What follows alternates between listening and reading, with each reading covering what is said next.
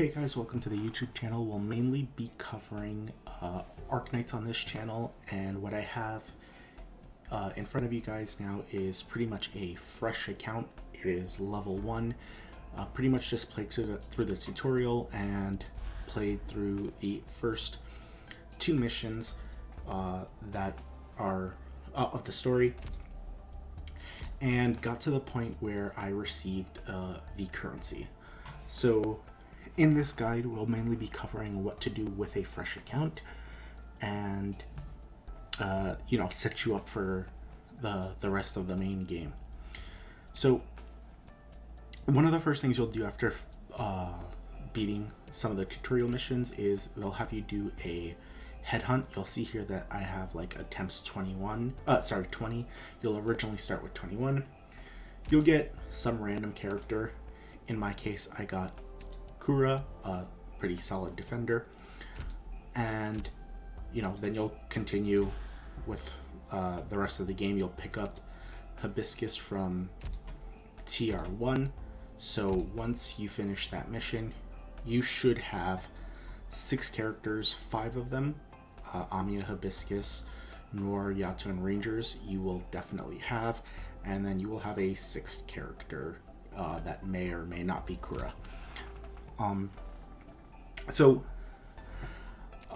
After that, you'll also get some mail, right? And you'll get some Arundum supply. You'll get 3,800, which should bring you to about 5.1k. You'll also collect like a bunch of stuff from like missions, and you'll have your starter events and your limited events and your login events that you should do. But aside from that, we're going to look at headhunting, which is going to be your main thing to do with a fresh account. Now, some people like to re-roll their accounts until they get a particular character, and that's fine if that's what you want to do. But for this account, I'm like definitely not re-rolling.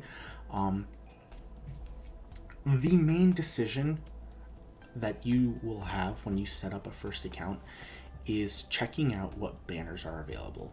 So every fresh account will have access to this exclusive banner, which guarantees a 6-star in its first 10 rolls.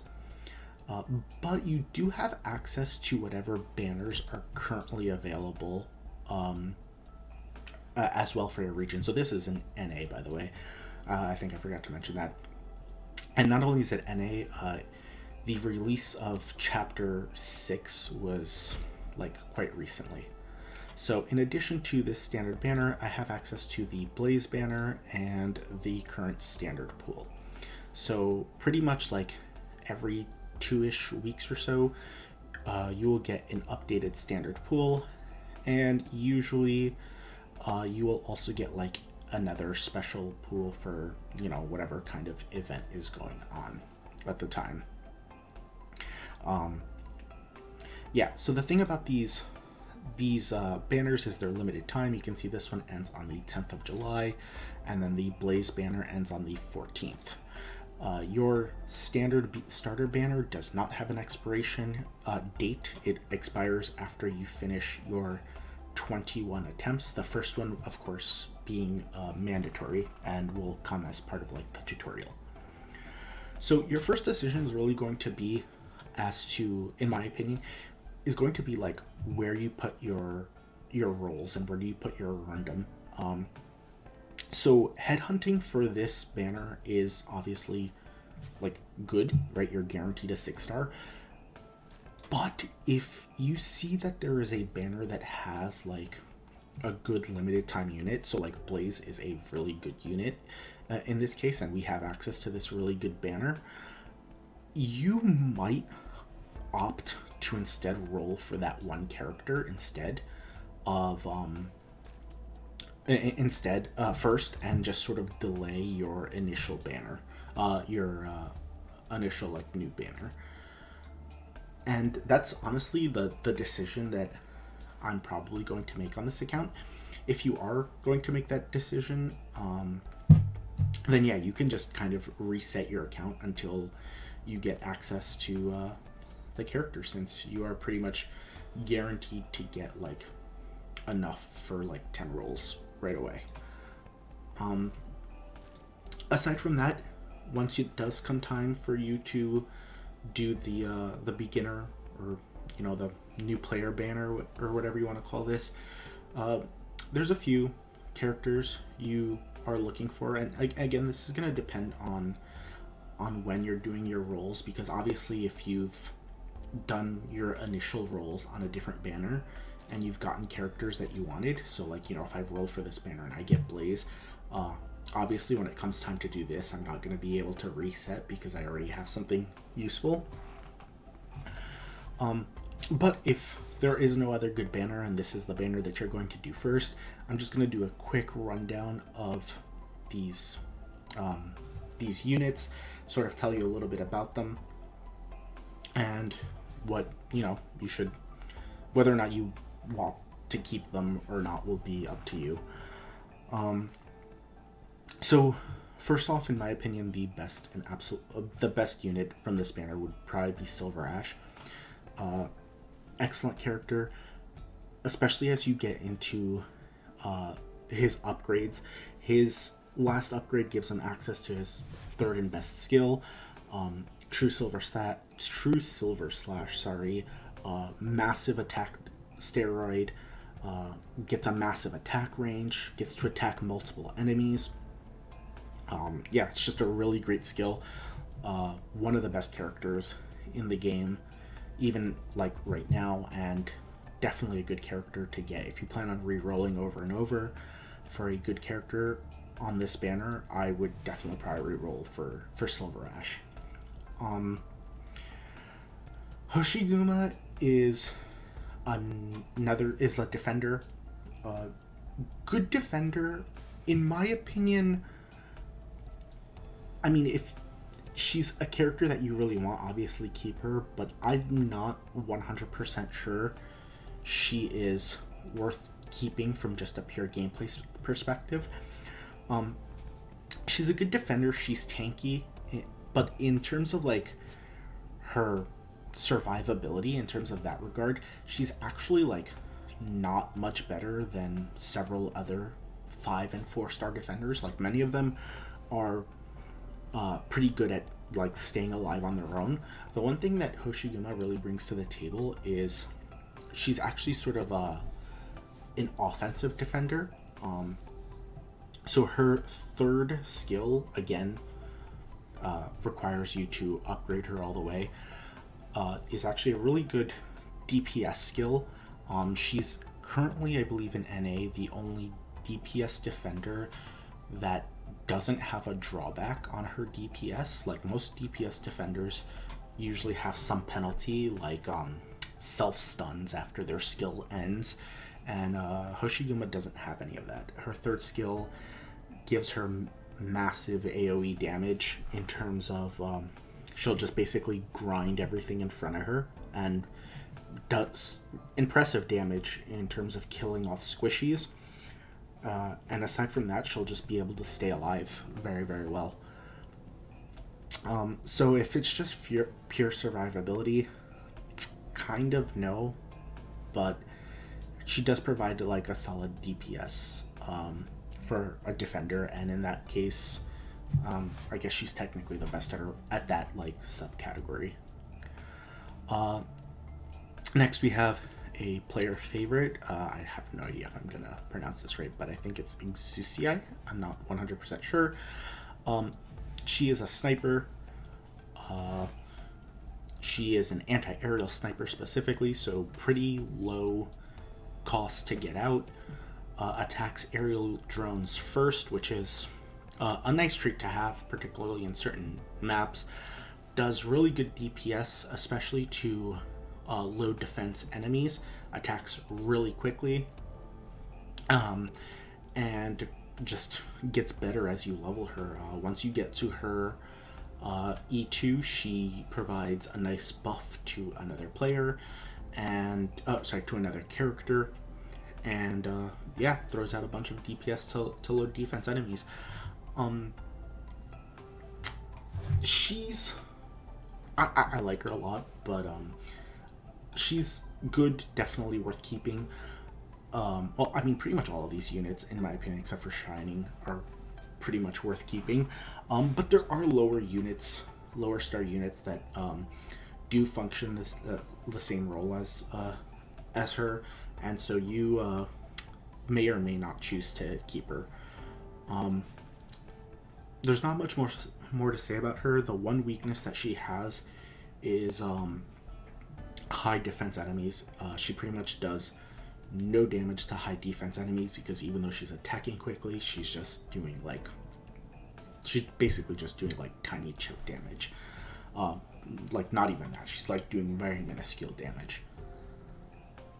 Angelina, in my opinion, is probably the second best unit on this list. I mean, I know like tiers and stuff are like up for debate, but I think that Angelina is a very good support. She's kind of unique in her role in that once you upgrade her all the way, her final skill lets her attack something ridiculous, like 5 enemies at a time.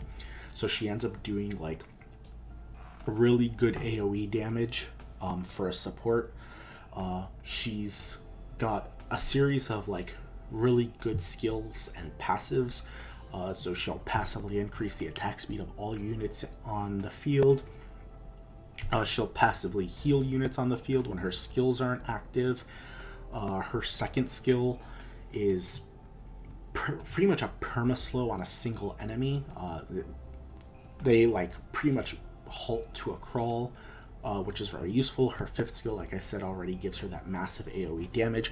She was really useful for my contingency contracts, especially in the ones where there were no casters allowed. Angelina is great, and in that sense, I think there is a much bigger gap between Angelina and her 5 and 4 star supporters than there is for say Hoshiguma or Exusiai or Siege or Shining, and even Silver Ash, because Lapland's actually pretty damn good also. So I would say that she pretty much has the highest delta between her and her 5-star counterparts. Shining, in my opinion, is not a bad character, but probably not worth keeping if you're going to be re-rolling. Shining is a healer, and early on you don't really need specialized healers, so she'll become more valuable as time moves on. But I would say that she has the lowest delta between her and her 5 stars, just because there are 5-star single target healers Silence and Warfarin, I think I'm pronouncing her name, the little vampire girl. Both of who are actually really, really good and compete well with against Shining in terms of the purpose of healing. Now, Shining does have some stuff going for her, namely she provides her defense buffs. So she provides a massive defense to allies who are in her healing range, and that's going to be very useful, particularly in challenge missions where enemies have boosted attack power. But until you get to those, honestly, she's kind of not much better than any other single target, or in fact she isn't better than a Silence or even a Warfarin who provides an attack buff with her heals. So in that sense, I would say she's probably the least useful of all of these units, and that if you were to be someone who is constantly re-rolling for a good character and you end up getting her, I would probably say that this is definitely worth re-rolling your account. And then last but not least, we have Siege, who is our 6-star Vanguard. Good character, I believe. I'm not exactly sure if she's the character that I got on my main account, because I actually have, well, at this point I actually have all of these characters except for Shining, but I know I didn't get, I know it was either Siege or Hoshiguma that I ended up getting as my first 6-star from this banner. Siege is a fantastic Vanguard. For a Vanguard, she pretty much deals great damage and has great survivability compared to her counterparts. Like her 5-star counterparts are like Texas and Zima. One of them has sort of like it can sort of keep up with offense. The other one can sort of like keep up with defense, but they're both lacking in the other aspect. Whereas Siege gets to have like both in one. Good character, worth keeping in my opinion. That said, she's not like head and shoulders above anything else. Like her 5-star counterparts, while a bit more specialized, can still hold their own. So you still might consider re-rolling. I would say the ones that you definitely would not consider re-rolling would probably be Angelina or Silver Ash. I would definitely keep those. But Siege is still a good unit. Yeah, I mean, I've pretty much used Siege from the beginning to still now. Like, I pretty much never have Siege off my main team, just because, yeah, she's that good. Her one weakness, I would say, is that compared to other Vanguards, her cost is a little bit on the higher end, and so there are a few maps where the enemies do blitz you right away. And in that sense, you might need a lower rarity and lower cost Vanguard. But aside from those maps, yeah, I mean, Siege is pretty much my go-to Vanguard. So that's just sort of my initial rundown of these characters and what to do, or what roles they serve, and yeah, whether or not you choose to keep them is ultimately up to you. Yeah, and that'll be all for today.